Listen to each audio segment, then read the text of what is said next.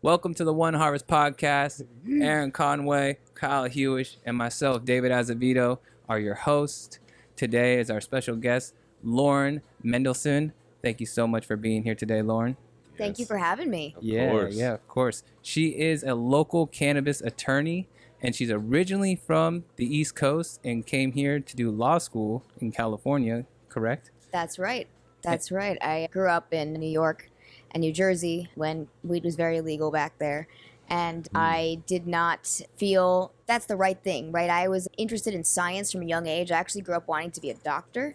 Oh, wow. And while I was very interested, I had a lot of feelings with cancer and people with cancer in my family, and interested from an early age about learning about medical marijuana in California. What is this thing? People out on the other side of the country are finding some relief.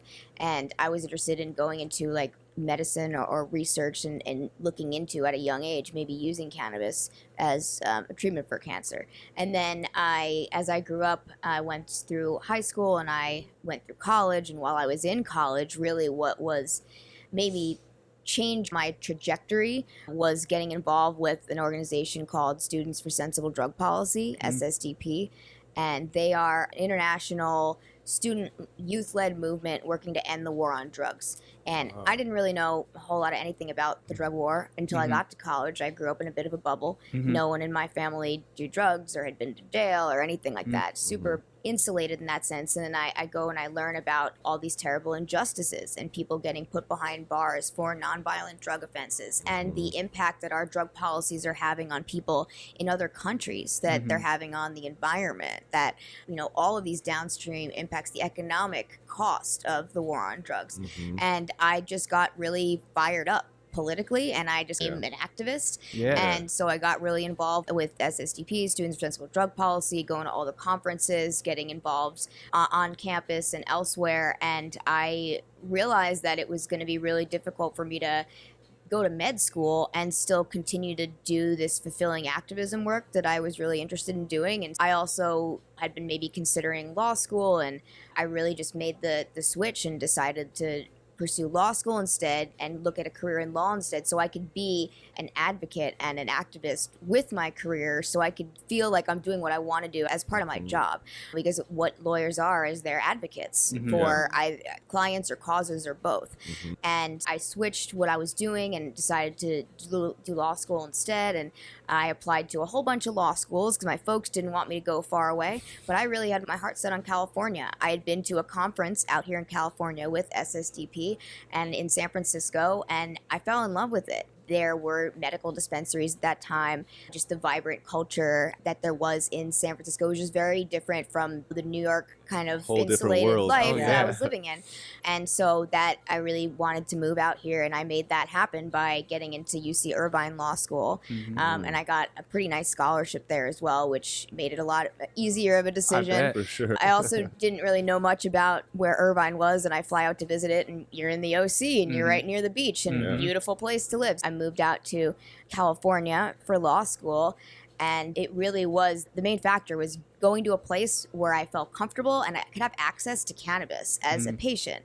I wanted to get my medical card. I think that, you know, I'm not a lawbreaker in general. I was about to go to law school, but this law I really didn't agree with. And I wanted to be someplace where I could go to law school and have legal, at least state legal access to medical cannabis. And I remember as soon as I got to California, one of the very first things I did within 24 hours was go to get my recommendation and go to a dispensary. And it's just one of the first pictures I have being here is me smiling with my dispensary Big weed. old bag. And That's amazing. because you couldn't Love do it. that on the East Coast where I was getting my weed before that. It was some shady dealer in the parking lot and a little dime bag of a little crappy brickweed. And there was, you know, my eyes were just at that point starting to be open to not just what the plant can do, but also the community around the plant, especially here in California. We have a really unique, wonderful, multi-generational cannabis community. And it's not just an industry here. It really is a community and a movement. And I am glad to see that continuing on, even with all the struggles that we'll talk about. I really do feel like there is that sense of community here. And I enjoy that a lot. But yeah, that's just like how I got to both California and also wanting to be in cannabis work and the law. And it was when I was in law school, I was thinking, once I graduate, maybe I'll just defend people who are getting arrested for weed. Because even when I started law school, this was before Prop 64.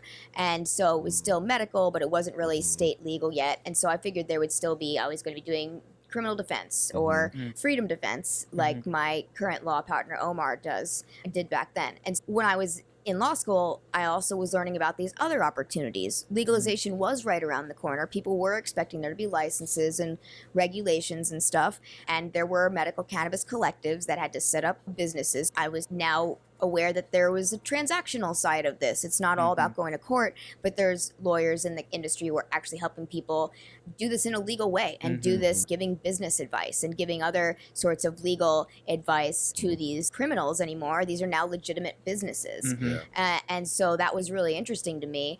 And so right as soon as I got out of law school, I started working for cannabis lawyers that are working with these first medical cannabis collectives and now cannabis businesses. And I got really lucky. I graduated from law school in 2016. I passed the bar on my first try, which was hard, but glad I didn't do it twice. And then I started working at the law office of Omar Figueroa, where I'm at right now, in November 2016, the same month that Prop 64 passed. So as I started working for Omar, and I just immediately helped him pivot from freedom defense to cannabis business law. And we've continued to do freedom defense and doing really righteous defense of folks who are arrested for cannabis, psychedelics, other similar issues that they're struggling with. But really the bulk of our work now at the law firm is advising cannabis businesses and individuals and even local governments who are trying to figure out how to regulate this and help everyone understand and comply with all of the laws and regulations now. It's such a necessary... It can be just so a huge confusing. component. Yeah, just from packaging, with my past experience with just building up brands and dealing with packaging and then third parties, it's like getting somebody to agree on how they perceive the DCC. It's so nice to have that legal voice to be like, no, this is how we need to proceed. You know what I mean? So that everybody is covered. It's totally needed. So that's amazing. Yeah, and there's a lot of uncharted territory still. So there's not a lot of case law on these things. There haven't been a lot of appeals to that cannabis appeals board. A lot of these regulations have not been challenged. And so a lot of this, we really are making precedent and making the rules as we're going. And we have an opportunity at the local level, at the state level, to send in comments, help shape the rules moving forward. And the regulators, at least in California for the most part now, understand that they need the industry to help them understand what they're dealing with. And some local jurisdictions are like this, many are not. A lot of problems that we run into nowadays is the folks who are regulating the industry don't understand it at all, and they don't do the work of educating themselves about what they're really dealing with. There's still so much reefer madness out there and misconceptions. So true, though. Yeah. It really is. And people think that everyone in this industry is rich and that it's a cash cow. Everyone thinks that they can make their money off it, but they're not seeing all of the costs and the competition that is in the industry right now. It's very difficult for folks on the ground. I see it from my clients who want to do the right thing, and there's so many people who aren't, and that makes it very difficult to comply. Especially when banking's not involved with our companies and with cannabis. Yeah, so I'm glad you bring that up. So banking is difficult, and for folks who are listening, they might not understand, the reason it's so difficult for most cannabis companies to get banking access is because the banks could get in trouble for working with cannabis companies if they are not extra sure that they're a licensed company. There's federal money laundering laws and other things that the banks need to be aware of. They have to do a lot of extra work if they know that they have a cannabis account. And so most of them are choosing not to do it. I've had, I know some folks who have been having some success at credit unions, a few of them, and banks, and very slowly now, banks are starting to open the door. But that is still one of the most common concerns and complaints that I'm hearing is lack of banking access and underbanking. And that's a real problem for safety. We got safes full of cash there. And vans driving around full of money. Absolutely. And it creates problems. There's some things that like you're expected, certain types of taxes and other government things, they're expecting you to pay through an electronic account, and they actually ding you if you have to pay in cash. So there's all these other things that people aren't even thinking about. Also, just being able to not mingle your money with your company money. If you don't have a separate account, how are you really separating those out? And if we're talking about cannabis, which is still federally illegal, even though we've seen progress here at the state level, it's still a federally illegal Schedule I substance, and there's big tax consequences. You want to keep that separate from yourself as much as possible if you want to, you know, protect your house and protect your unrelated business. So a lot of what I do is help folks structure their cannabis business, their other cannabis business, make sure it's set up right and it's separate, just so that if there's anything happens, it doesn't bleed out into the others. Having separate LLCs or corporations for Protect things. your assets. Exactly. You got to do that. But I think so many people from the industry come from the good old days, like the old school, the old school mentality. So it's so hard, I'm sure, for some people to find where to start. Because I think a lot of it's like, where do you start? Because it's total opposite from what people were doing for so long in this industry. They were in the shadows, they were hiding, they were told by their previous lawyer to not write anything down, and now I'm telling them to write everything down. Document, Exactly. And there's a lot of PTSD that folks are suffering from the camp raids. So and true. It was hard to get dispensary Carl on raids. the show. Shit. when he was a kid growing up, Dad true. was in the mountains growing cannabis, and as a young age. I don't want to speak for him, but No, it's true. It's a whole different vibe, especially in NorCal back then. But any of that. Yes. You're also on a lot of committees, Sonoma County Alliance. Yes, for the Sonoma County cannabis. Cannabis Alliance, previously the Sonoma County Growers Alliance. Nice. And we're not just representing growers now, it's the whole industry. And That's great. Yeah, so I encourage folks to check out scgalliance.com and really getting in there on the local policy conversations, and because there's a lot happening here in Sonoma County and in the different cities here. Cannabis equity programs, they're redoing the land use ordinance. So we are that, you know, that interface between folks in the community and those that are making these changes. So yeah, I've been involved with the CGA for many years now. I'm also on the board of California NORML, which is a state advocacy organization that represents cannabis consumers and patients at the state level. They've been around for over 50 years. I'm sure everyone knows NORML. And so this is the state branch of NORML. And we actually have a lobby day coming up on Monday, May 6th. And we're going to be talking about a whole bunch of different bills that are pending right now in the legislature. Things like the Cannabis Cafe Lounge bill. So there was similar to something that came up last year and it didn't make it through. There's another version of that coming forward, and I'm really hopeful that we can have cannabis cafes. Yeah, me too. That would be wonderful. Yeah. Amazing. Absolutely. There are bills that are going to improve access to medical cannabis for sick kids who need it in schools. Amazing. There's, you guys, hopefully everyone knows about the compassion bill that was passed a few years ago that allows for free donations of medical cannabis to patients who are low income. That is going to expire next year unless this other bill that's coming forward now extends it. We're doing some lobbying on that and a whole number of other things. So there's some good bills, also some bad bills. There's this one bill that would turn growing more than 6 plants, which became a misdemeanor after Prop 64. So it's legal. If you don't have a medical card, anyone who's over the age of 21 can legally grow up to 6 plants under state law.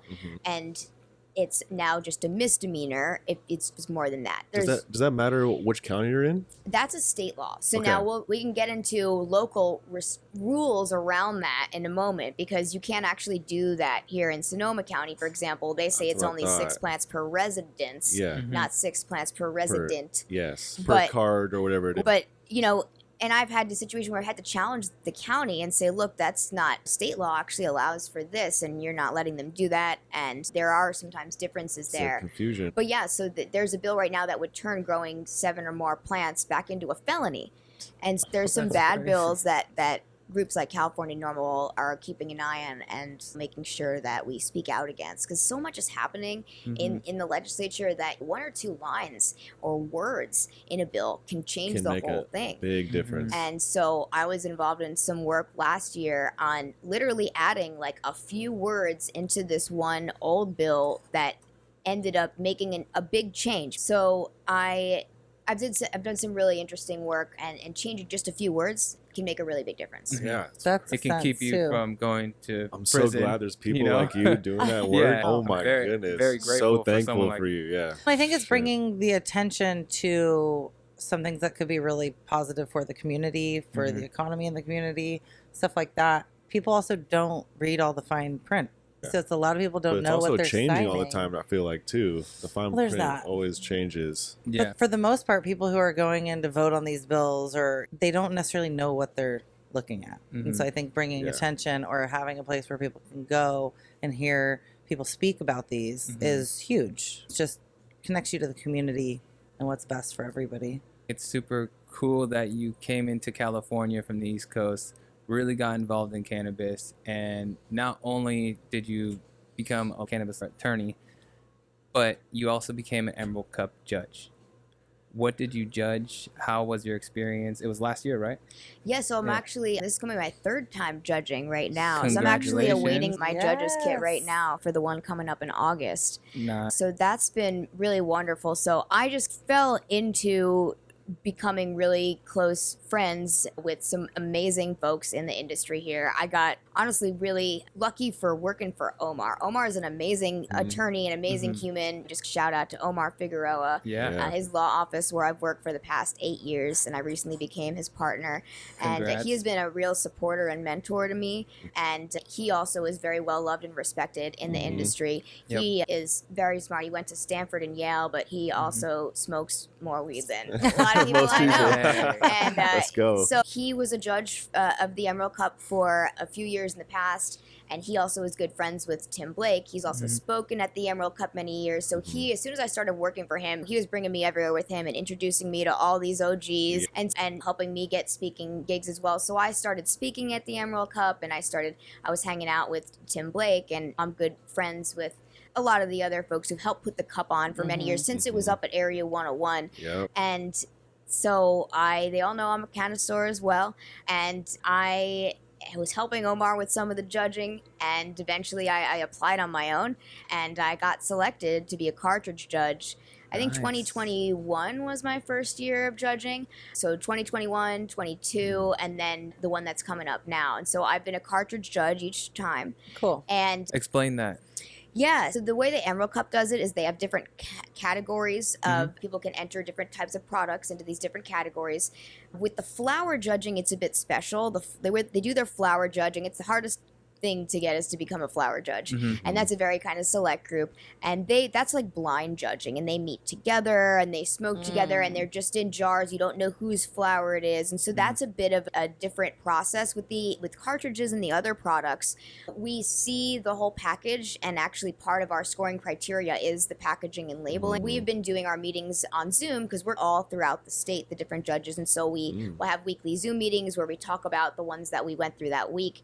And with cartridges, there's so many different types of cartridges out there. There's such a big variety in terms of quality, in terms of the hardware that they're using with it, in terms of the other things they're adding, in terms of what's the Fake process. terpenes and- Yeah, and so for the past couple years, there's been some subcategories of the cartridges category. We had distillate, CO2, live resin, and rosin. I think those are the four different categories of carts. And but it's really interesting to compare just what different brands are doing, what people's preferences are. I think that there's a lot of concern when we're talking about cartridges right now about heavy metals and about the other things.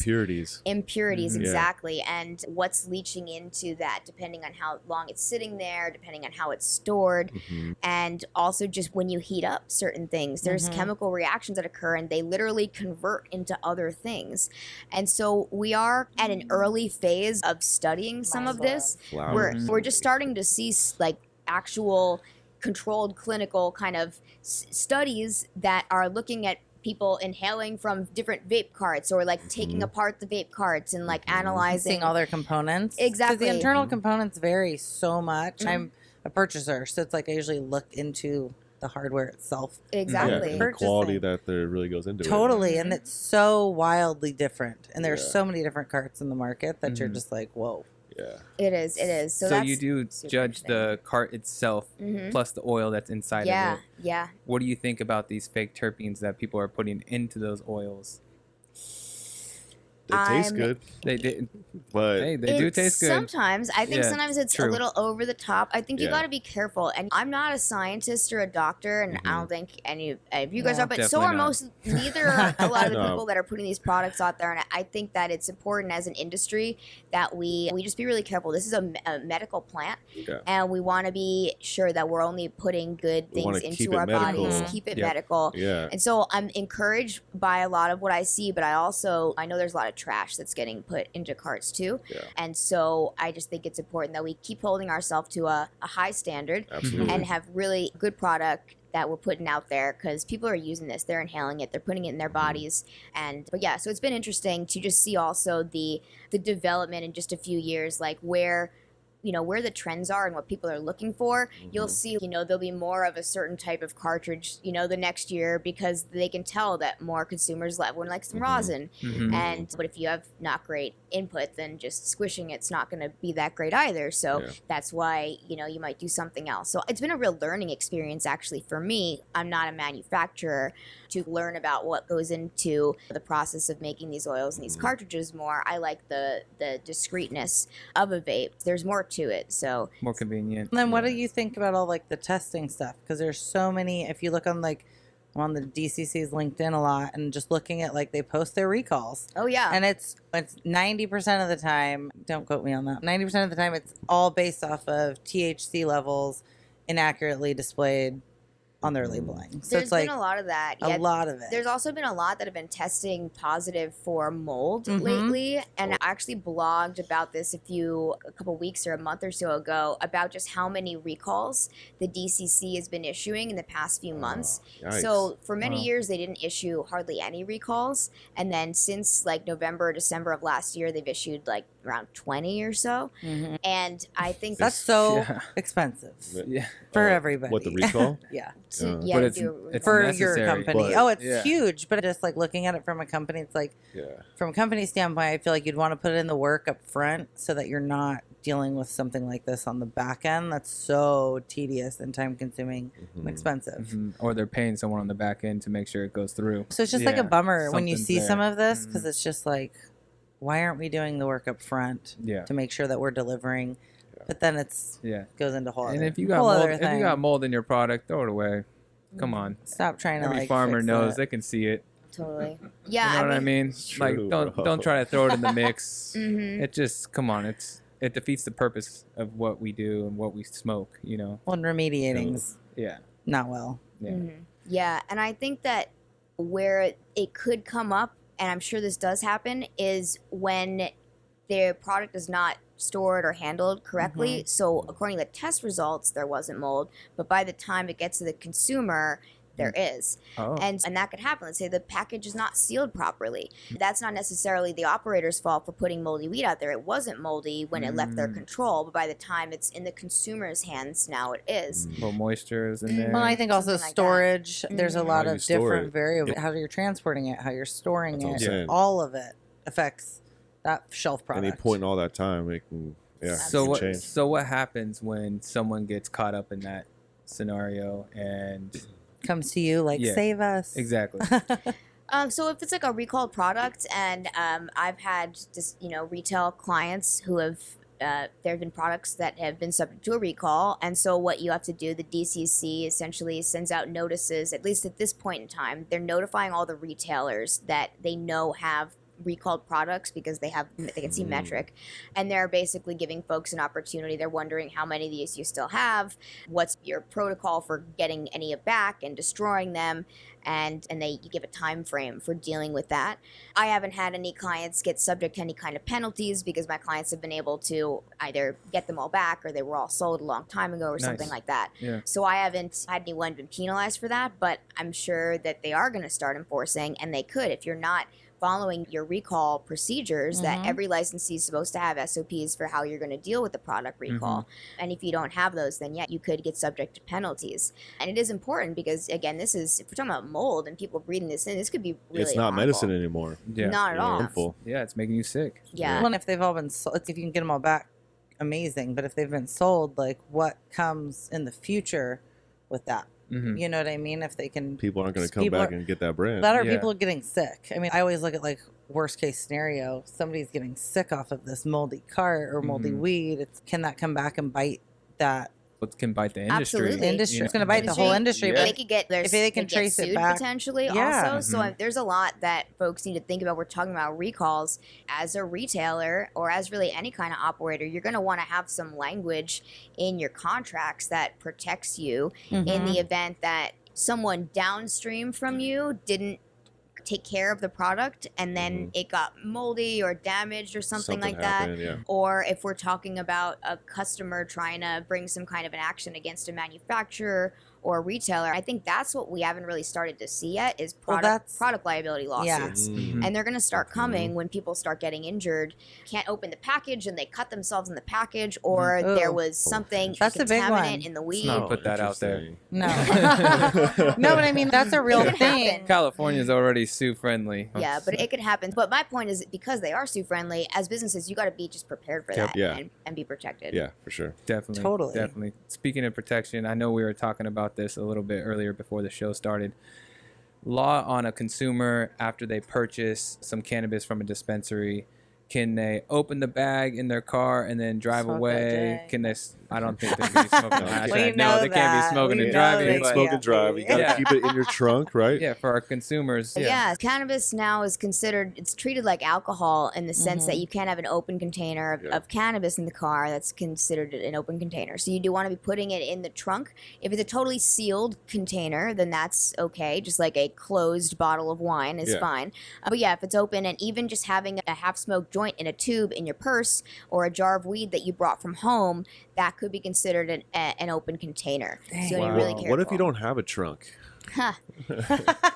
You have a truck. Good question. No, a trunk. You got to get a lockbox in the back. The most secure place that you could put a lockbox in the back would be a good idea. Or a locked glove box. Locked glove box. Yeah. Glove box, okay. Anything you can like lock and put under a seat or away from you. You got to treat it like a gun. gun. I got you. Pretty much. In California, weed is equal to guns. Yeah. Okay. That's good to know. I really think a lot of our consumers don't know that. And don't dispensaries don't even really speak about that once you purchase the product, I've noticed. So they're like, oh, thank you for your purchase. See you later. I look at it as once you leave the doors, that's not their liability anymore. It's on you, like on your person. But we should be thinking about the consumer being safe and making sure that they're able to come back and not get a ticket or a good experience towards the end. Absolutely. But Well, then quantities. I know a dispensary, they're not going to, if you don't have a license or the medical card, you're going to only leave with no more than an ounce. But does that change obviously with the legal side? For the medicinal, you can have what you said up to 8 ounces. Depends if you have a card, right? So medicinal card. Patients can have that 8-ounce amount. If your medical needs require more than that, basically the general rule for medical patients is you're allowed to have and to transport however much your medical needs require. And that is state law. That's been state law for a while now. That wasn't changed by Prop 64. And so that is still what's allowed at the state level. Now, at the county level, you might see these restrictions. They even try to restrict medical number of plants or square feet. Yeah. Those are potentially subject to challenge if you have a real instance where there's a real medical need for more than that. I've had some cases where we've had to make those kind of arguments before. But yeah, just in terms of just having on your possession, something that folks need to be careful about is you might go to one dispensary, they get your 1 ounce limit, and then you're like, well, I'm just going to go to another dispensary and get another ounce from them without realizing that, no, you're now breaking. They're over their limit unless they have a medical card. And same thing goes with even transporting weed around. You're allowed to grow at your home and stockpile as much cannabis that you've grown at home. So there's no limit to how much of your own home grow you can store at home. There's no limit. No, if you grew it there, you can keep it there. But there's a limit to how much you can grow at once. Yes, at once. Yeah, and how much you can walk out of the house in your bag with. Yeah. Right? But you can store, you can stockpile. Stockpiling is okay. Yeah. Good to know.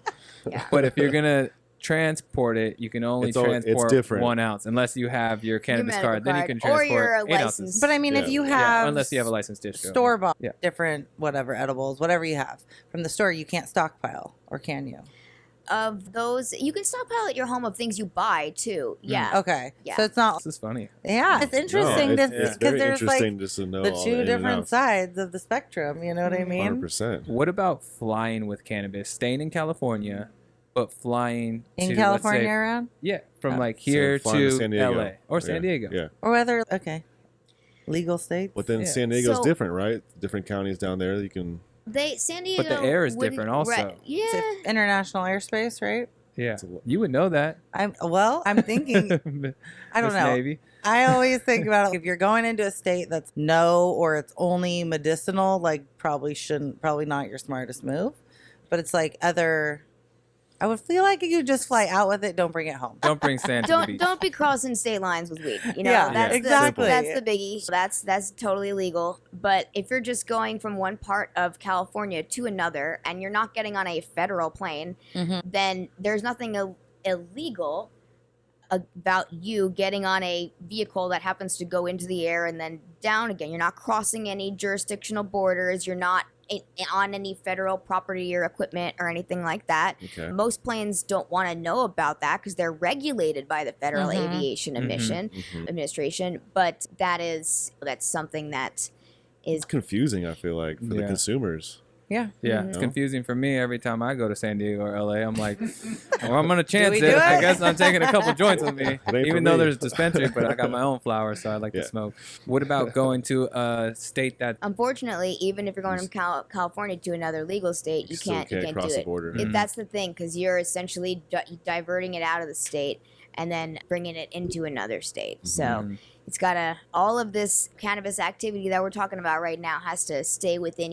Within the borders. borders Yep. right now. Yeah. And that has created some interesting different cultures in the different cannabis cultures in the different states that you go to. Brands have to set up, then you have different entities for each different state they operate in. And so that can get expensive and complicated. There's different rules like for bringing Packaging rules. labeling. I would say that's its own thing Totally. between states. It's a nightmare. Absolutely. And so that's Well, and something. then compliance side, even not every state has metric. Some have MJ Freeway, or I worked in Pennsylvania for a short amount of time, and it's like they use MJ Freeway, not metric. It's very similar, but it's their states track and trace. So it's just falling into all these different. You really have to have your ducks in a row if you are So going to many be rules. across Yeah. different states. How is that going to work when the gates open for us to transport to a different state, hopefully eventually to a different country? How do you see that? I know they're talking about making it a Schedule 3 drug. What's your outtake? Yeah, so there's two ways that interstate cannabis commerce could come about. The first one is if it's legalized at the federal level, and we can come back to that in a moment. The second way, and this might happen, I think it would be cool if it did, but I don't know how likely this is to happen, and that's just interstate cannabis transport and commerce between states that have legalized. So the conversation we were just having, there's been some efforts. In fact, the governor here in California has made statements about this, the governors of other states, and there was a federal bill that basically would allow for, pending some kind of federal there to be cannabis transactions between legal states. So there's folks that are working on that. I think that we probably have just as much shot of getting that done as just pushing for full federal legalization. Yeah, because you're going to go through other states to get to those legal cannabis states. Yeah, if there's a layover or whatever. Yeah. But also, I feel like other states will benefit from California cannabis. So They would. But I don't see want that to. angle. I see that angle too, and I definitely don't want to hinder that, and I'm supportive of that effort. Yeah. I just think that it's getting caught up in the same kind of circular arguments that we've seen. I feel like people have been saying cannabis will be legal in the next 5 years. They've been saying that for the last 10 years. Yeah. And it's almost there. It's almost there. It's almost there. But I do think that now, even just today or yesterday, we have a bunch of Democrats and other lawmakers in Washington, D.C. sending a letter to the DEA saying, what's taking so long with you to give your recommendation as to whether or not it's going to be Schedule 3 or something else. Last year, I think it's been about a year, if not more, that the Food and Drug Administration, the FDA, made their recommendation that it go down to Schedule 3 instead of Schedule 1. So they have to recommend, and then the DEA has to either accept that recommendation or come up with their own idea instead. And so we've been waiting and waiting for that to happen.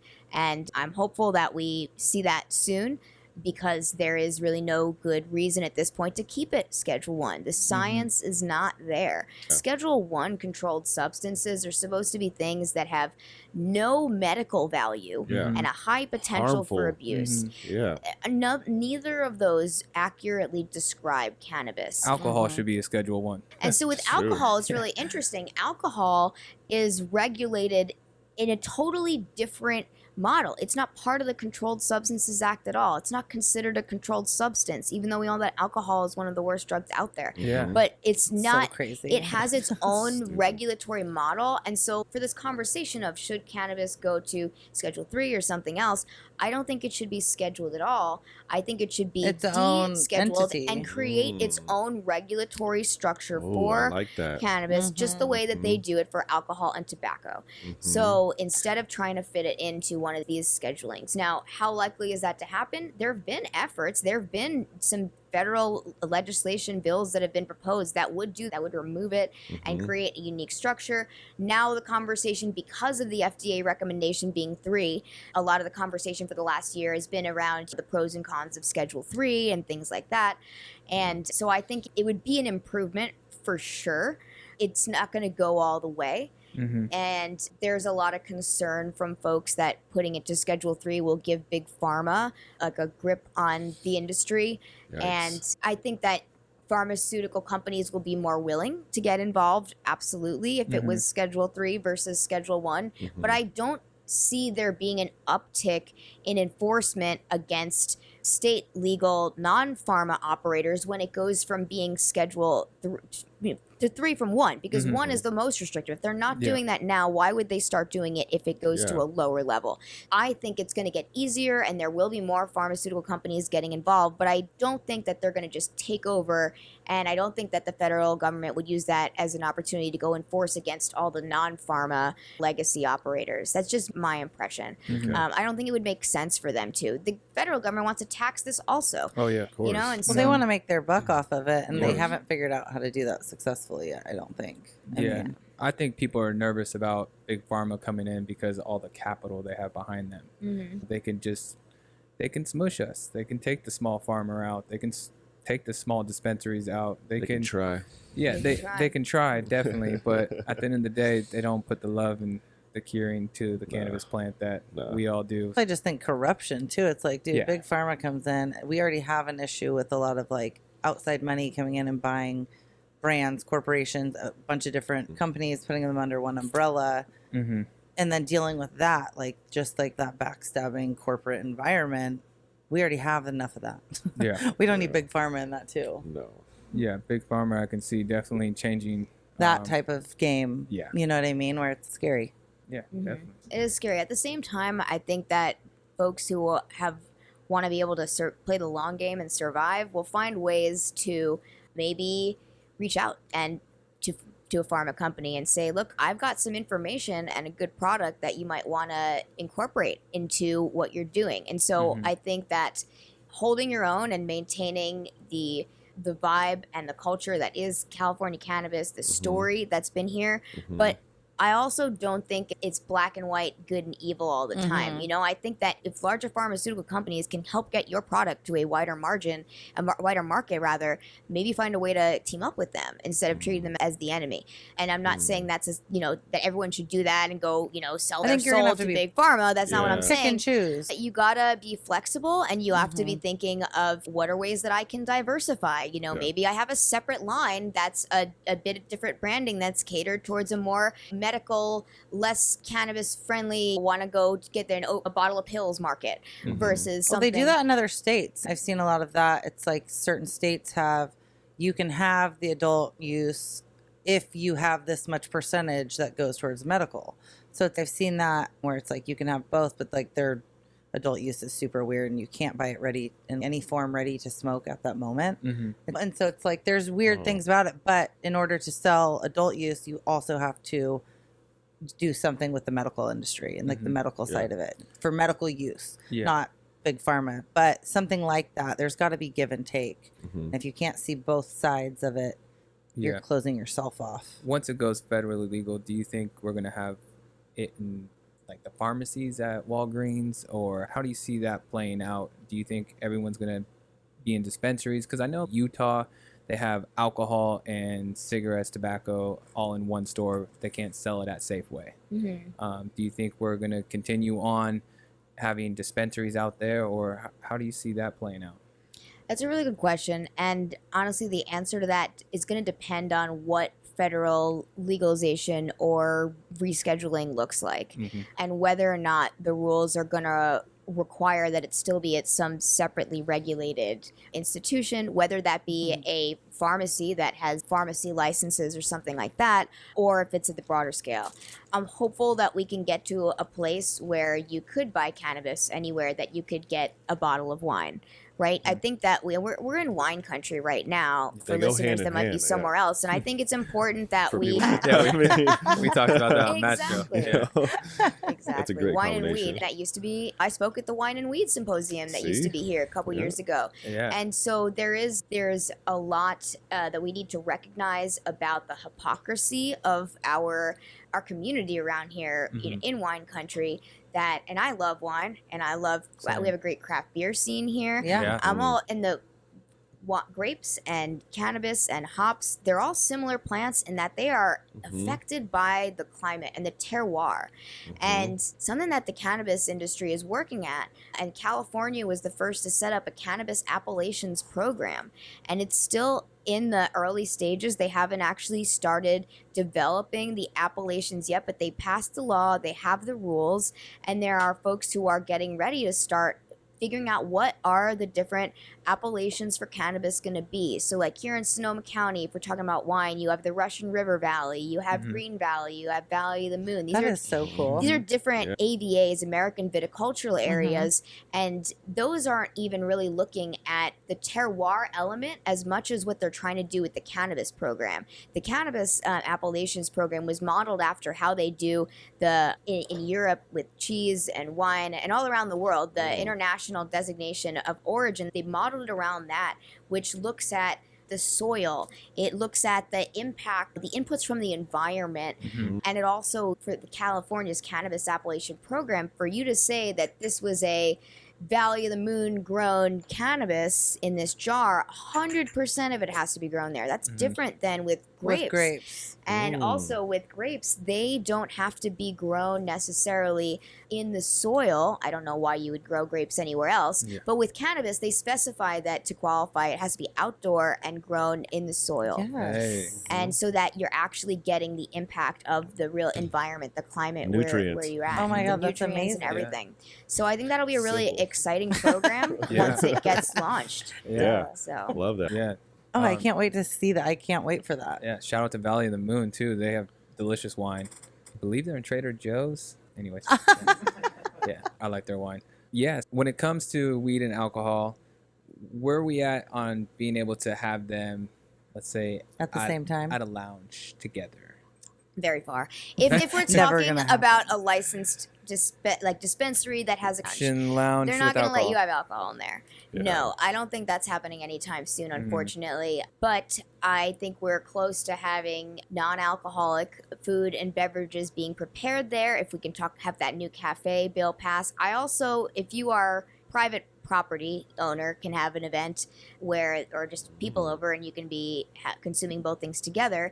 If we're talking about an event like the Emerald Cup, for example, they did have a beer garden, public event, but they had to work that out where like the premises for the cannabis area has this carve out, and then it was like a separate license and a separate thing. Kyle and I found that. And the beer, there was no one in the beer garden, was there? Just you two. No, there was some people. But good beer too, local. So there's some ways to do it, but actually having it in a lounge together, I think we're a little far from that. And there's some concerns about the impacts on some people of consuming both at the same time.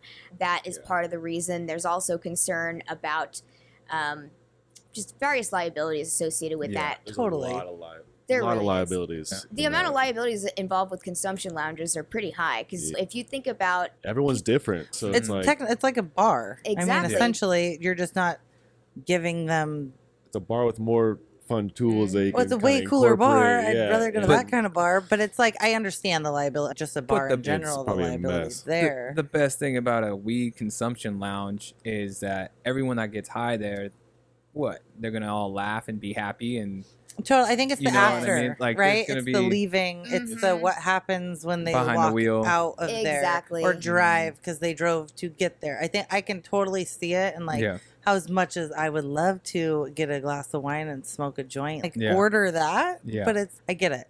We've come really far, and if we can keep going that direction, if we can forward progress, Yeah, I'll take as a slowly. win.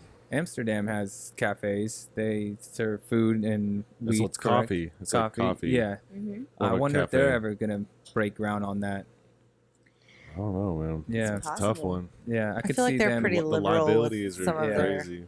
Things, anyways. That Yeah. you never know. I was just thinking about Well, that. and I think, and there's some other things I think you can get at those cafes in Amsterdam. Yeah, I was saying, I think Yeah. it's- Some mushies. Yeah. We should probably talk about for a moment what's Can the we? Yeah, conversation please. about psychedelics and everything here in California.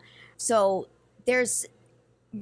psychedelics are still Schedule 1, just like cannabis. They're also still Schedule 1 here at the state level.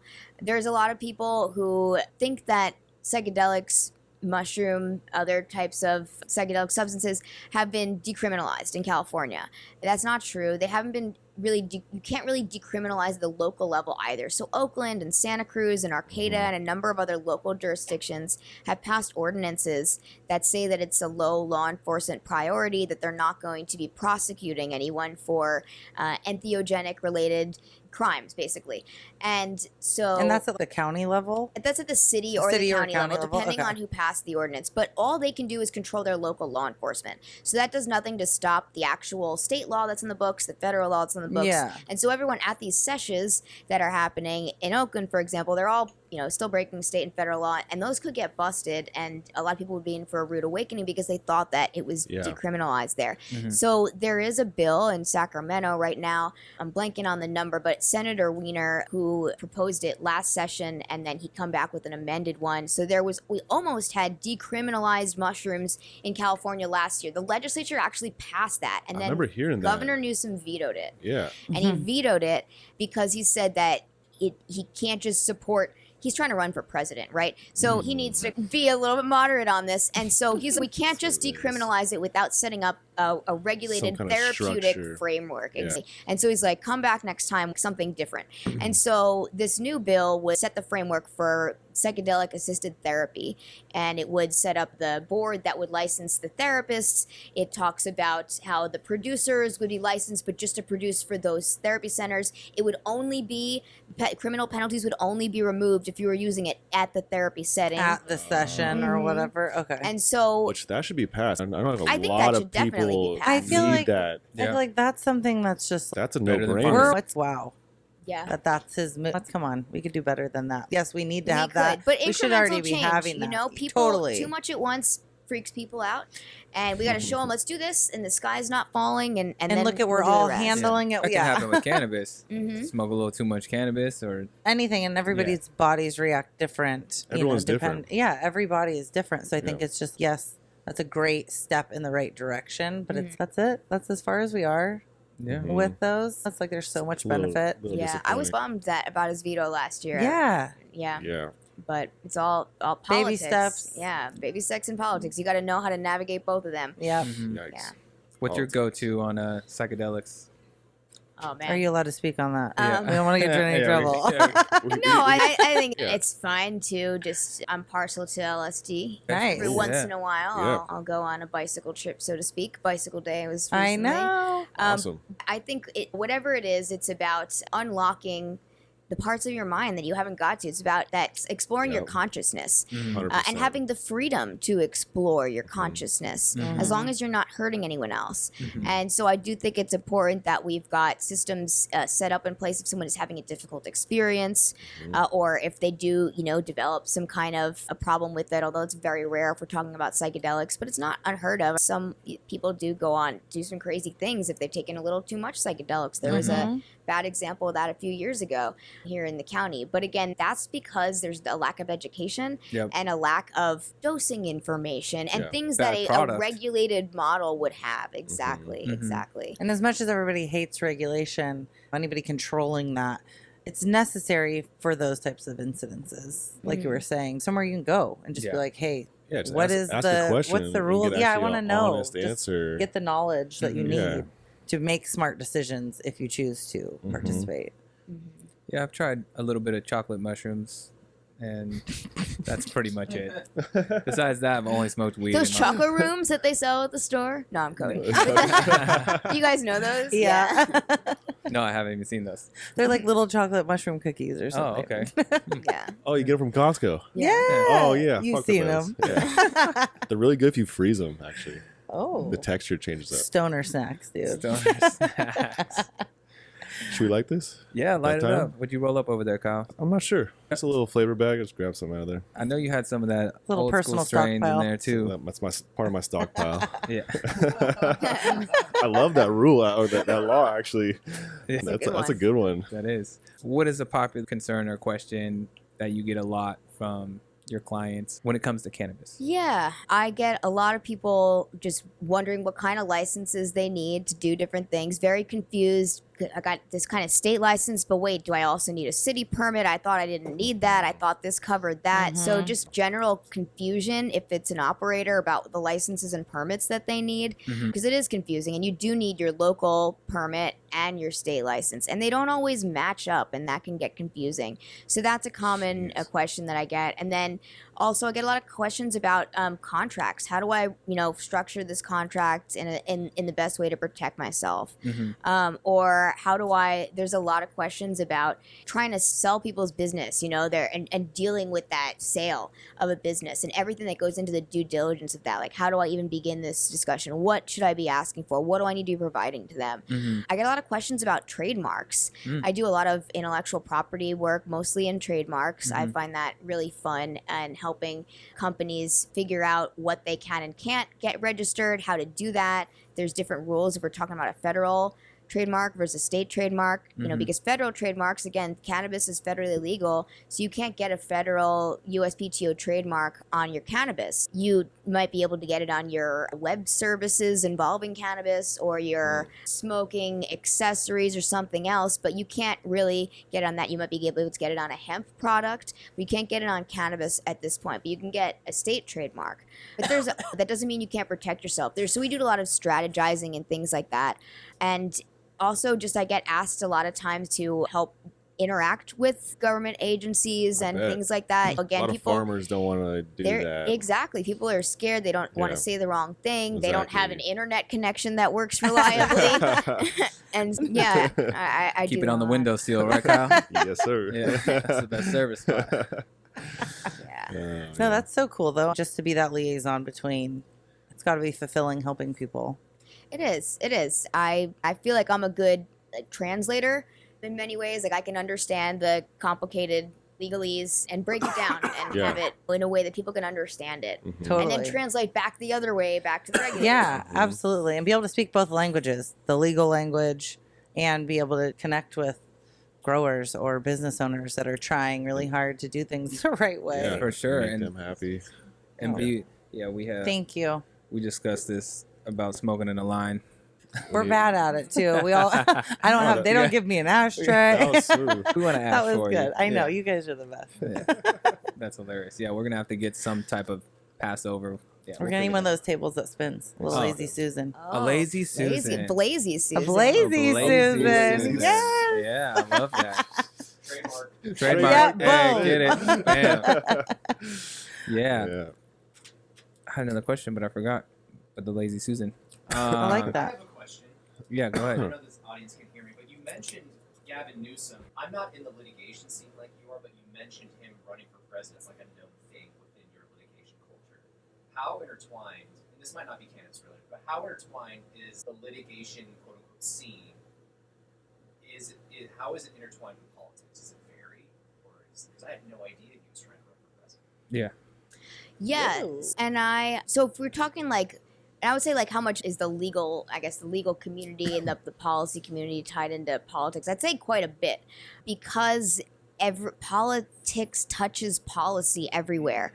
And what types of progress you can make in DC or Sacramento or at your local city council is gonna vary based on what those representatives, what is their next move. And that's why you need to know who you're dealing with, when to make the ask, what is too much of an ask, because people have their other objectives and their other goals. And a lot of the times it's getting reelected or getting elected to some different position. And they might care about cannabis, but not as much as they care about getting reelected. And that's really what it is. And it is. So given that, you can tell, you can feel when this is going to go federal. Yeah, there's more momentum right now on federal law and on the angle of changing federal law than there has been at any point in the past since cannabis was made illegal. And I think really what's holding it up is the fact that just our Congress in DC is just so much of a mess. Like, it's hard to get them to agree on any kind of anything. There's so much wasted time there, and there's so many other issues that they are dealing with. And but this is a bipartisan issue. It's not just one side or the other. And so I do think that we're getting to that tipping point. More than half of Americans support this, and it's across party lines.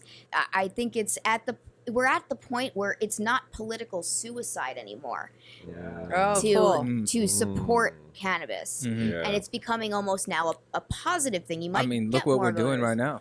Yeah, no, I love it. that. Having that positivity, though, it's a different uptick, I feel like, than there's ever been on it. Yeah, I was to say it's not. So to hear that there's more momentum federally, that's got to be promising. Yeah, I'm excited to see. Even just at the smaller level, even if it's not going to go full legalization, but just having that, there's something positive in that direction that's going to benefit the consumers, the companies, everybody. Yeah. That's a win. I mean, me as a consulting firm, I would love to consult for brands in New York. I would love to consult for brands in Chicago and legally do it. Like, it would be amazing. It would help my company grow. It would just be amazing to open that door. Well, New York, some of these other states are starting to legalize, and consulting can cross state lines. Consulting, it's not a plant. When I'm consulting sun-grown flower from California, I don't want to sell Can't move it the yet. weed You that's can't grown move it in there New yet. York. I get you. I don't want to sell that. That's it's not having me. that pathway. You don't have that. I want to put the real medicine. No Yeah. offense to some of those growers out there, but I just, that's me. No, that's I hear been you. in my heart, just like in how you felt going into being an attorney. Absolutely. And Yeah. I think once we see federal law change to the point where we can have interstate commerce happen, there will end up being producer states and consumer states, not places where it's cold and gray and does not have good growing conditions. They're not going to be the producer states. They're not going to be growing a lot of weed in New York. Ultimately, they're going to be growing it over here, and but they're going to be smoking a lot of it there. And we're going to see the market's really going to go through quite a shift, because each state had to have its own soup to nuts industry, and now they got to go through what we went through. Exactly. The whole process. So, I think I'm hoping that the OGs who are still in it and the community can keep sticking through. Like, folks have held on for a long time, but we are just now really seeing the changes that people have been waiting like generations for. Yeah. So Sonoma County, happy to hear Mendocino that. County, Humboldt County, the roots are strong, and we're all in it for the long run. And I'm Everybody excited who's to see it. lasted this long and who really wants to be in the game, still in the game. Respect to all of them. And I think just definitely any that. positivity coming from there's momentum federally, it's not looking bad. I think that's just a little bit of hope, a little ray of sunshine out there for everybody. Yeah. Like, it's not going to happen overnight. We get that by now, but just anything in that direction we'll take. Yeah. It's a win. Yeah. And so that's why it's super important that folks support their local cannabis trade associations. So if you're here in Sonoma County, the Sonoma County Cannabis Alliance. If you're up in Mendo, they have the Mendo. Well, and just Cannabis also knowing the Alliance. local bills being passed. I think like more awareness to that, because I was definitely not as aware as how many there are. Oh, yeah. So I think it's just having that awareness is like next level. Yeah. Agreed. It's key. It is. And that's why it's impossible for everyone to know everything. You can never know everything. And for farmers and for manufacturers, retailers, distro, folks who are on the ground, you guys are busy dealing with your business. And so it is important that you consult with people who know what they're talking about. And staying up with the regulations is a full-time job. It really is. Oh my God, it is. It's Just like, staying up with part, your just homework. a little bit of it. Oh my God, it comes fast. Yeah. It comes at you fast. Absolutely. Yeah. But I enjoy helping people stay up with all those changes. Omar he authored a series of books, Legal Reference Guide. They're these huge books that document the evolution of cannabis laws and regulation in California since 2016. And so he's done an edition every year. And you can check it out on our website. If you go to omarfigueroa.com, there's a link to books. And you can check it out. And we've got a blog on there, too, with some really great information. Omar and I care about just helping the community. Like, that's first and foremost. We're both, I think, advocates and activists, first, and lawyers close second. Information that we put out for free on our website because people need to know this. Wow. And I don't want to have information and feel like I'm just holding information just for my clients. That feels slimy to me. And so I really go out of my way to educate the community and the public as much as possible. And if you pay me, I'll tell you more. But I got you for here. Yeah. But there's no reason for me to not tell you this thing that I know that would really benefit you. Yeah, No, that's amazing. Yeah. And you put off that vibe. I've definitely got that you're here to give knowledge and just help people. And that's incredible. So it's important. Thank you. Yeah, it's very important, especially in this industry. I'm so grateful that you were Yeah. here. Thank you so much. Yeah, this has been a lot of fun. Yeah. I was excited to see that you guys were doing this. I live literally right down the street. Let's go. So way to go, Santa Rosa. It's a really wonderful community. I love the vibe here. I love living here. And so I just really want to thank you again for having me. Keep doing what y'all doing. Yeah. Thank you. You too. Appreciate we you. appreciate you well. so much. Thank you. Thank you. One harvest, one love. Peace.